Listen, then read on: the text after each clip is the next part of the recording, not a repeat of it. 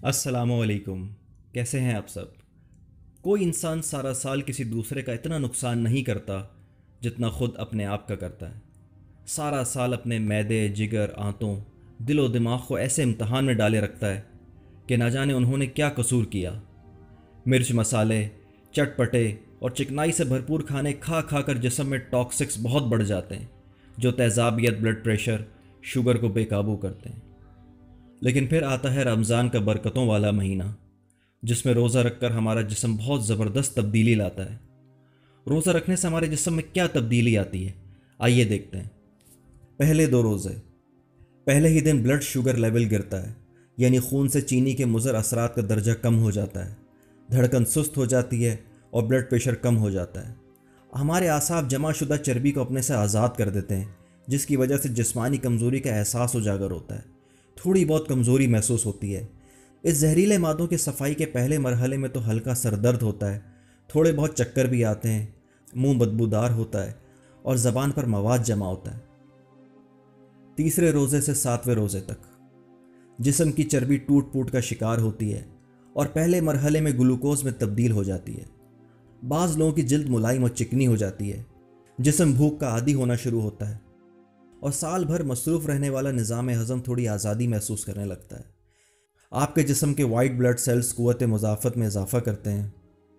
کبھی کبھی سینے میں یا پھیپھڑوں میں ہلکی سی تکلیف محسوس ہوتی ہے، لیکن گھبرانے کی بات نہیں۔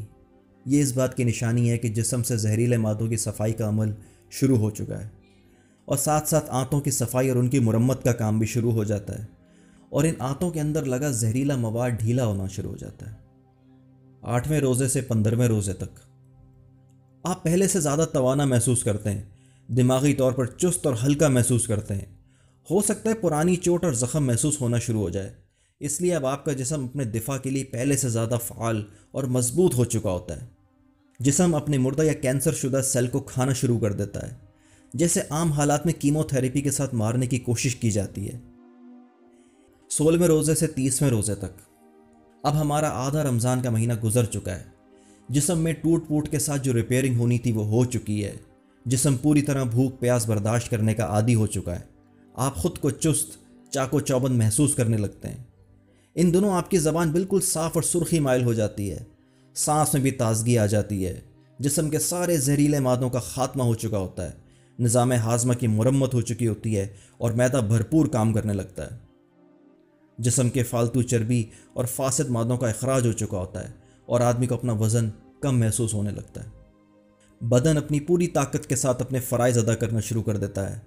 20ویں روزے کے بعد دماغ اور یادداشت تیز ہو جاتے ہیں، توجہ اور سوچ کو مرکوز کرنے کی صلاحیت بڑھ جاتی ہے، انسان کی میموری بہت شارپ ہو جاتی ہے۔ ان دنوں اگر کوئی کتاب پڑھی جائے تو پڑھے ہوئے الفاظ تیزی سے دماغ میں محفوظ ہو جاتے ہیں۔ یہی وجہ ہے کہ رمضان المبارک میں قرآن پاک پڑھنے کا زور بہت زیادہ دیا جاتا ہے، تاکہ اللہ تعالیٰ کے بتائے ہوئے احکامات انسان سارا سال یاد رکھ سکے۔ پھر بلا شبہ ہمارا بدن اور روح دونوں تیسرے عشرے کی برکات کو بھرپور انداز سے ادا کرنے کے قابل ہو جاتے ہیں۔ یہ تو ہوا دنیاوی فائدہ، جو بے شک اللہ نے ہماری ہی بھلائی کے لیے ہم پر فرض کیا، مگر دیکھیے رحمت الہی کا انداز کریمانہ کہ اس کے احکام ماننے سے دنیا کے ساتھ ساتھ ہماری آخرت بھی سنوارنے کا بہترین بندوبست کر دیا۔ سبحان اللہ و بحمدہ۔ ویڈیو پسند آئی ہو تو لائک ضرور کریں، اور اگر آج تک سبسکرائب نہ کیا تو سبسکرائب کا بٹن ضرور دبائیں اور مفید باتیں پھیلانے میں ہمارا ساتھ دیں۔ بقیہ گفتگو کسی اور موضوع پر